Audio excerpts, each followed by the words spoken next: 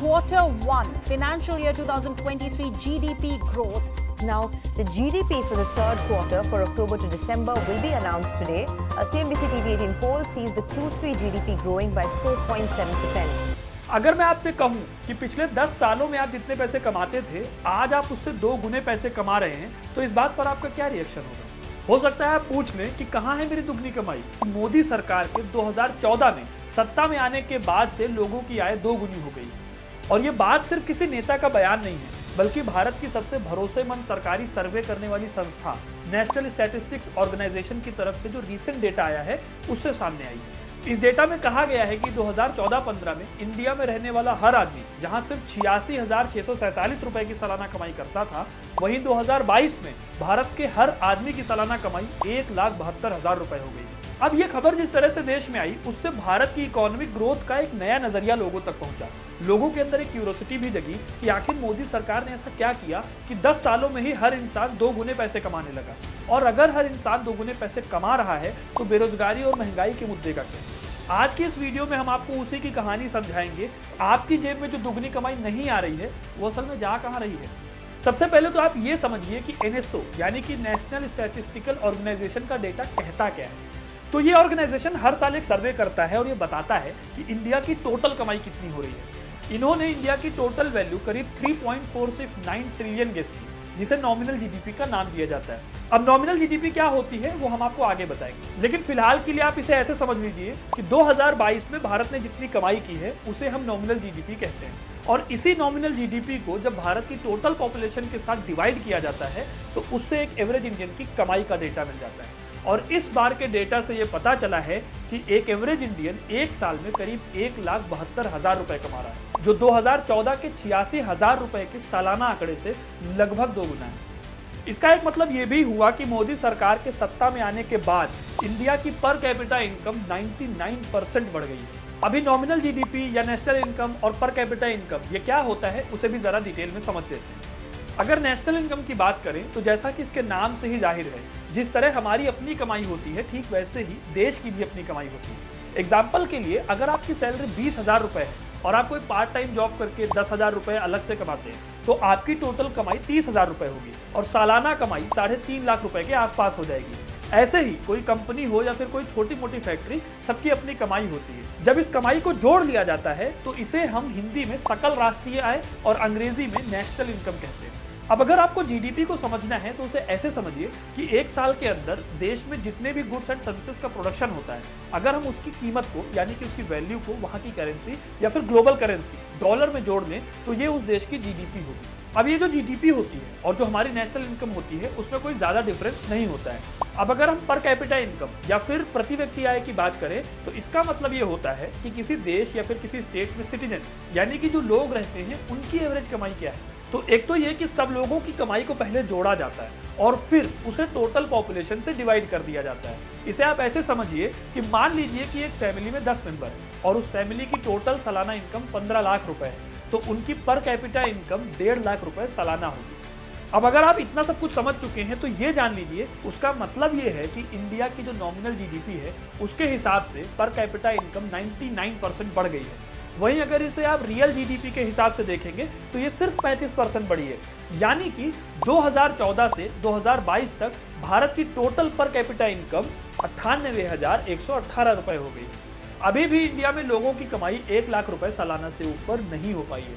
अब आपके दिमाग में सवाल आएगा कि फिर ये 1,72,000 रुपए का ये डेटा आया कहाँ से? इसके लिए हमें नॉमिनल जीडीपी को समझना होगा। थोड़ी देर पहले हमने आपको जीडीपी के बारे में बताया था, जिसमें गुड्स एंड सर्विसेज की वैल्यू को मापा जाता है। जब इसी वैल्यू में हम महंगाई को भी ऐड कर देते हैं तब जो डेटा हमें मिलता है उसे हम नॉमिनल जीडीपी कहते हैं।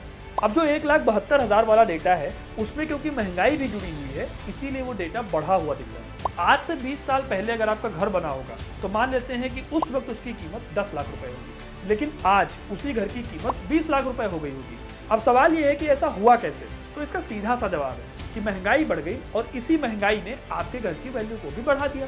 ठीक ऐसा ही नॉमिनल जीडीपी के साथ होता है, जिसमें आज के इन्फ्लेशन को भी जोड़ दिया जाता है, जिससे भारत के टोटल गुड्स एंड सर्विसेज की वैल्यू बढ़ जाती है। और जब इस नॉमिनल जीडीपी को हम टोटल पॉपुलेशन से डिवाइड करते हैं तो पर कैपिटा इनकम भी बढ़ी हुई मालूम पड़ती है। इसीलिए अगर आप रियल जीडीपी यानी कि बिना महंगाई वाली जीडीपी की वैल्यू को देखेंगे तो वो 2.66 ट्रिलियन डॉलर है, जिसे अगर टोटल पॉपुलेशन से डिवाइड करें तो हमें रियल पर कैपिटा इनकम देखने को मिलेगी जो कि 98,000 रुपए के आसपास है, यानी कि 1 लाख रुपए से कम है। इसका एक मतलब ये है कि जो खबर अभी मार्केट में फैलाई जा रही है वो बस आधे फैक्ट को छुपाकर कही गई बात है। अब गवर्नमेंट ये काम इसलिए करती है ताकि एक नेता अपने आप को बड़ा दिखाए। जब ये खबर सोशल मीडिया पर घूम रही थी तब कांग्रेस ने पर कैपिटा इनकम का मजाक बनाया। उन्होंने कहा कि अगर ऐसे ही पर कैपिटा इनकम जोड़नी है तो एक बार 2004 से लेकर 2014 तक के कांग्रेस यानी कि यूपीए गवर्नमेंट का डेटा भी देखना चाहिए, क्योंकि इस टाइम पर लोगों की इनकम 258% के आसपास बढ़ी। क्योंकि 2004 में भारत की पर कैपिटा इनकम सिर्फ 24,000 रुपए के आसपास थी, लेकिन 2014 में ये बढ़कर 86,647 रुपए हो गई थी, जो कि नॉमिनल जीडीपी के हिसाब से देखी गई थी। अगर असल में देखें तो ना ही तब कांग्रेस की 258% की ग्रोथ आपकी जेब तक पहुंची थी और ना ही 2014 के बाद मोदी सरकार की 99% वाली ग्रोथ भी आपकी कमाई पर कोई असर डालेगी, क्योंकि ये सिर्फ एक सरकारी आंकड़ा है और कुछ भी नहीं। अब अगर एक बार के लिए हम मान भी लें कि भारत की पर कैपिटा इनकम डबल हो गई है तो वो आप तक पहुंच क्यों नहीं रही है? इसके पीछे एक बहुत बड़ी वजह है इंडिया में इकोनॉमिक बेसिस पर फैली इनइक्वालिटी। हमारे यहाँ कुछ अमीर लोगों के पास देश की संपत्ति का एक बहुत बड़ा हिस्सा है, यानी कि अगर देश कमाई करता है तो असल में वो चंद अरबपतियों की कमाई होती है, उससे आम आदमी की जेब पर कोई फर्क नहीं पड़ता। इसे आप ऐसे समझिए कि जो हमारी जीडीपी होती है या फिर हमारी पर कैपिटा इनकम होती है उसमें मुकेश अंबानी और गौतम अडानी जैसे महा अमीर लोगों की कमाई वो भी जोड़ी जाती है, जो अकेले ही कई देशों की इकोनॉमी के बराबर कमाई करते हैं।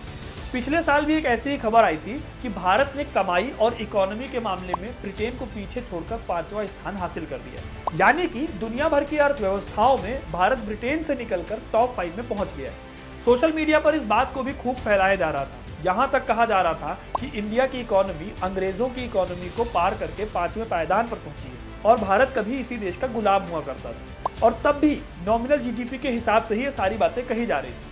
आप ये समझो कि केवल जीडीपी के डेटा के बेसिस पर इंडिया की इकोनॉमी का अंदाजा लगाना खुद को बेवकूफ़ बनाने जैसा है। इंडिया की पॉपुलेशन 141 करोड़ है और इस डेटा से 141 करोड़ की आबादी की फाइनेंशियल हालत नहीं पता चलती। ब्रिटेन से कंपेयर करना तो बहुत दूर की बात है। अगर हम ब्रिटेन के डेटा को कंपेयर भी कर रहे हैं तो ये भी तो कंपेयर करना चाहिए कि ब्रिटेन की पॉपुलेशन सिर्फ 7 करोड़ के आसपास। मतलब ये है कि भारत की आबादी ब्रिटेन की आबादी की 20 गुना है, यानी कि उन 7 करोड़ लोगों ने भारत के 141 करोड़ लोगों के बराबर की कमाई की, और यही बात सबसे ज्यादा हैरान करने वाली है।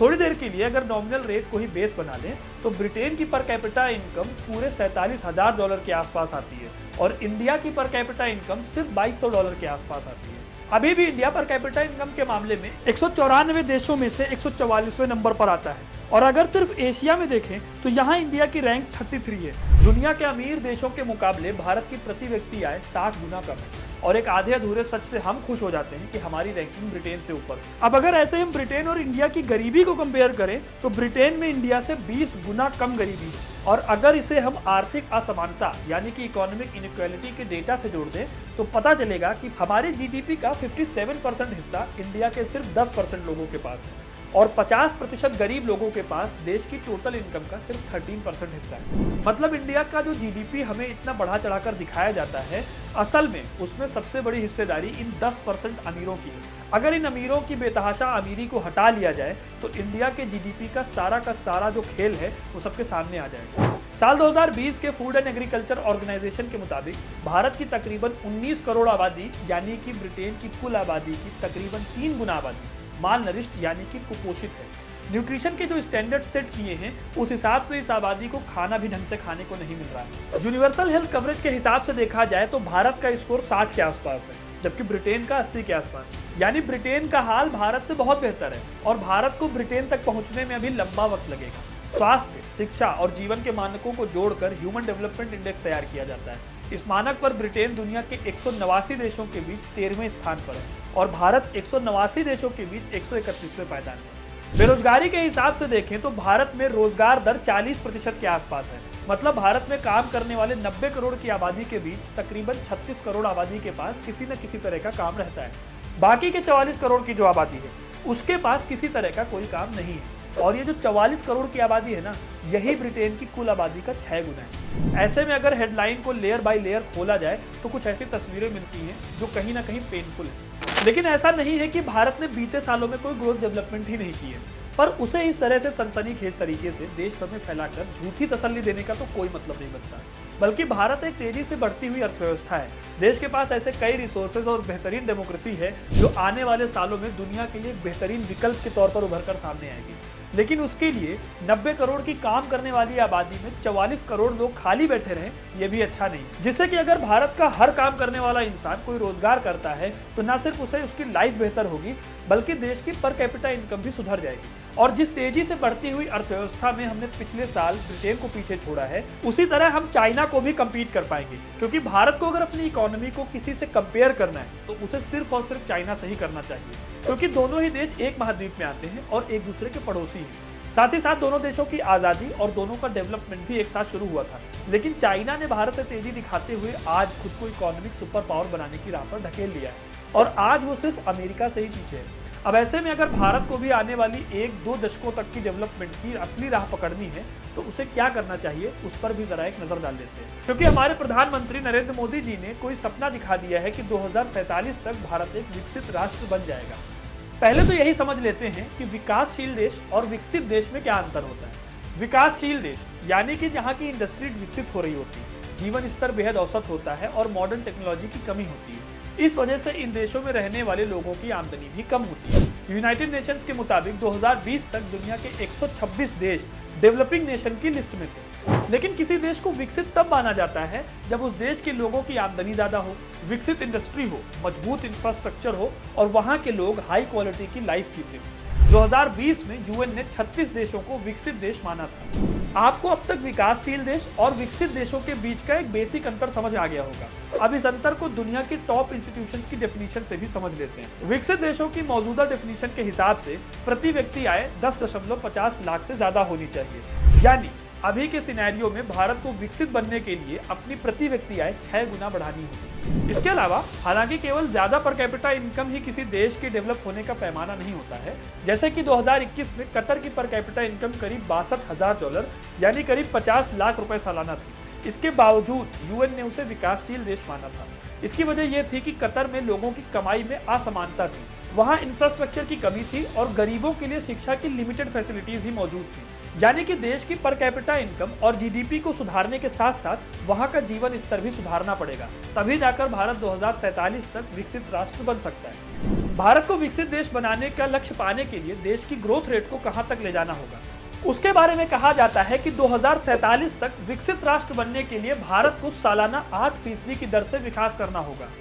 क्योंकि अब चाइना को अगर देखें तो ये लक्ष्य इतना मुश्किल भी नहीं है। 1990 और 2000 के बीच चीन की एवरेज ग्रोथ रेट 11% के आसपास थी। 2000 से 2010 के बीच 16.5% थी और बीते 10 सालों में चीन की औसतन विकास दर 10% रही है।